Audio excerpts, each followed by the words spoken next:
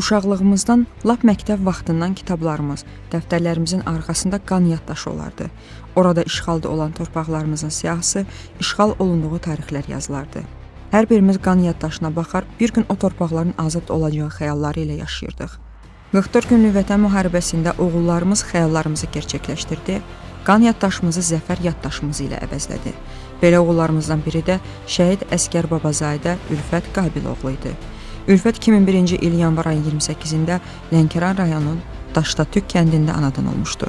Hələ uşaq vaxtından fiziki göstəricilərinə görə fərqlənən Ülfət idmana həvəsli idi. Lənkəran rayonu Daştatürk kənd orta məktəbində təhsilə başlayan Ülfət qısa müddət ərzində həm müəllimlərinin, həm də yoldaşlarının sevimlisinə çevrilir. Məktəbi bitirdikdən sonra hərbi xidmətə yollanan Ülfət burada da seçilir. Fiziki göstəricilərinə görə xüsusi təyinatlı dəstəyə seçilən Ülfət dayanmadan məşq edir, hərb sirlərini öyrənirdi. İkinci Qarabağ müharibəsinə xüsusi təyinatlı kimi döyüşə atılan Ülfət şərəfli döyüş yolu keçir.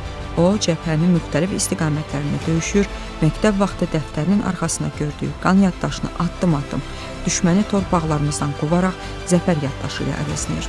Ülfət Şuşaya qədər uzanan döyüş yolu keçir. Kəlbəcər və Xocavənd uğrunda gedən döyüşlərdə xüsusilə fərqlənir.